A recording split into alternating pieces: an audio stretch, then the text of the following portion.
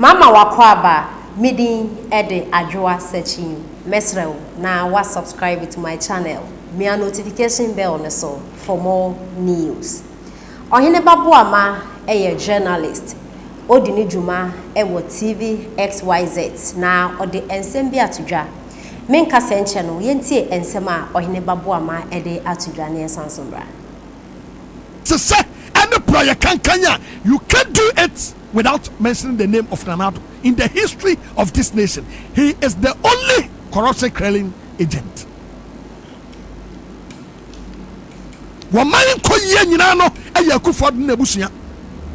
Waman wai ya paya hu ye hunu ya se nyina no eye Nanado ne nabusuya. That is the reason why this nation is suffering. Ensu kakra ya peti Kosaka ko other areas na ko he ensu yira fa wo. Why? Because Odo River e wose yetimu no de Nanado de sebo no de oka yesa e hobe recreational ground de oka yesa wo mo baye kodu obenante so face na mu obehu no ye de ayi chamfan mu nyina be fa so na tumi akono and na me no ka say the dirtiest place in Africa e Ghana. But what the sebo wo man no my name no yen wo no Ghana wo na kumam ye de nkontompo ne nada e de agitumi de de so and wo hajaki wo man no e was certain person yet nothing is working wo kwaka wo de hunuhura but when yan sada da bia me ka say the youth in this country are prepared. The best thing that your man penny Nanado dan Kwakufuado obetumi aye ene say obe step down peacefully. Now what Ghana for konya de ato. Now what save na no nyam kakra aka no. Ebusuafo ye na yate ensem a Oheneba Boama ede atudwa. Na Oheneba Boama no waye ne ho jejefo e no betena radio so a ana TV so a ototo ayampia.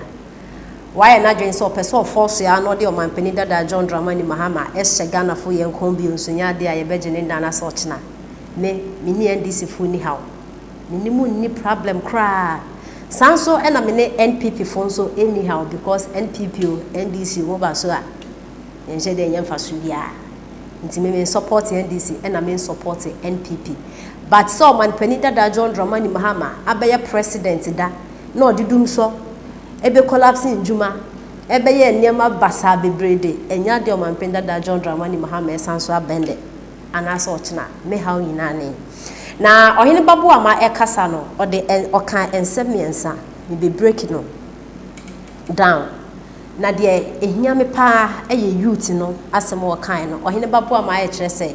his excellency Nanado dan Kwakufuado be ye president onye ehute we Ghana yeske na wanfa pini pan to fail. Na 2024 battle never better no. Ghana youth omo afom ho adwen. Oheneba Boama jensen hu na ya wote radio star na se TV so akeka no. Youth ben ana afom ho adwen. Ghana youth bi a wo hwe me. Ana se wo twem kra no wani bo mi video yi so na se wo tie mi ye pa. 2024 battle na ye kwakoto no. NDC fo omo di nkuku no mo anje antuma e mana youth bia enko sorry so kwakoko ama da NPP fu di nkuku no mo anje antuma e ma youth bia sorry so kwakoko ama da because wa wuti de say mun ko bi sa victims a what aba omo pra ono omo ani bo obonsa twa won antwa mun ko bi so omo situation sesi a ashase no ma bebsra mo hospital but if you work on aka onu nyame on sa 2 on 92 plus 4 kra life it is say na ba ko betwa anase wani bebo yet to about 2024 party bia obeye na dwen so de on into when this phone na sise mo adwen say NPP for so mo break yet into say and this asimo kra ndia de say de mo beye bia nti mo titu pa na ekoma mo 2024 about no mo anje antum ti say 2020 ya to wie a o man pende da John Dramani Mahama ebeye press conference NDC for penfu di nachi ye wini zumi kenkwa no woni figures a youth muti si krom nyame amfe krom ka 2020 abato no kanye papa nso ye ewi achi na woni figures muti ene ye pa youth bi enu oba be kwa ama mo Oheneba Boama Oheneba bo ma se wa ware se wo womba nti prepare womba no omanpenda da John Dramani Mahama o womba I think a member canteen can be ensa was so pa once wo ho same jamfi so ware nche oyrobe wo ntama next ya na bia wa wo oya bodoma ka ba kofa no otu konomo na asiedu nketia umbe ina gu Canada 2024 make sure so we Ghana ura fifi kwete make sure so womba mun prepare mumba because one 2024 obekon abato na eba beto no mo de NDC fo nyakopon bo nenso de bia ya to aba wo wiamo 2024 abato no se ne NPP fo so mo yom nduma yie inti breaking the 18 we breaking na wo kana asisi mu yeme no muntie break the 18 we breaking na wan janto obie no wo ba beko wa Ghana ha ye mpento kwa politicians mu di musika yemu na edi nti ye mpento kwa obeko amonu mu agusiafo nko ene mu fitiri no mu akosia match park so a extra telefon so that his excellence na na ko fu adba waye bebre mu kosia so mu kwa na mo de court na court se mo nkoko mo hu sisi mo ho so a ene MPP fu na NDC fu mo be him no wo kwa wo hu sisi wo ho so a no bi akwata ne baby youth bi enu okoko nda na so china youth bi atie mi Oheneba bo ama ye patro ye mpento kwa youth bi enu wa bona dwempo wan kase ntokwa de ba o kase youth no obi afa ne ho adwe ya afa ya ho adwe wo se youth no mo wa be na politicians wo de bo yan wo kromi a ye ba be fa ya ho adwe era na mo de yan ye ba be fa ya youth bi anko youth bi enu obeko akọpa adwuma mo bi ni papa ensin de anasa ochina papa fo na ye be pa adwuma mamo no mo womba homa no won koma mo e na fe so Oheneba bo amase den circle insuta eyiri ho na circle no enya NDC fo ena mo ba power ekoye circle interchange ansa na NPP fo ba adentina omanpenda da John Dramani Mahama o ye circle interchange no sa insu ya wo se wo ho no manka na na do so obode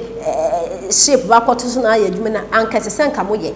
because sika na ye Ghana free na ye ndia ye Ghana sika tinka mo de ye na ye complete ena his excellence na dan kwakufa do ban so o ye bia anka na ye koye anim sika mo manyi bi na ye ndi mo chedia ba kakra no so mo de ye oman bia na anka ye koye anim wa koye interchange ni nsu ta ye fa nkrofo na wo den na do ba o se mo so be ye nso ye na mo de mo ehu afen so efi wa circle nti efi president Beno so na party Beno mo wo so a kola eku nkrofo kola nso de den na be di efi na eba nti se mo abre so kola eku nipa dia ene na NDC fo na mo ni suban ena afen so Omanpenda da John Dramani Mahama SC schools osisi schools or che laptops or che friend say tablet laptop when me hu because me school madam for be a teacher na me say Mahama na picture bi bo laptop e chi me hu bi na sa schools no Oheneba bo ma so Omanpenda da John Dramani Mahama sisi bebre na wo ka no e ya mpa so osisi school bebre a anka nya ne se nka wo to waka say free SHS aye basa a mo free wo kwa wo be fie 1 month on wa ko school 3 months wo be fie 3 months on wa ko school 3 months no wo be fie 1 month on wa ko school 3 months because mo anti schools bebre Ghana sika ne ndia timber gold bauxite anyakopon de maye no wan franche politicians nko de cheye nyina enti se mo ba so no mo sisi schools bebre ti se de mo kana anka free SHS nka his excellence na dan kwakufa be ono so ye nka ne ho nkyere no me because secondary school abra Omanpenda da the late president Ivan Sylvia Tamils e was so which is NDC time me school na day students wo ho but na boarding house still your patch na bi mu the fame because na offend say facilities nya enough boarding house nya enough and mo kan say na mo kan ne se ne ete se ne se mamu ntumfutu ngo ebi mu asabi want to be bia wote ya NDC NDC NPP NDC no mamu ye ne sa mo kan se na mo kan ye because journalists for we na mo ka ho na ye teacher o man e den se hu na ya mu dem Oheneba bo ama youth bi enu okokonde anasa ochina nti mo prepare mu abusuafo na mo no wonko 2024 wo na mo ka no because yende youth bia dukadaya youth bi enu okopa adwuma mo bi ne papa nda anasa ochina she yeni bra bre no acha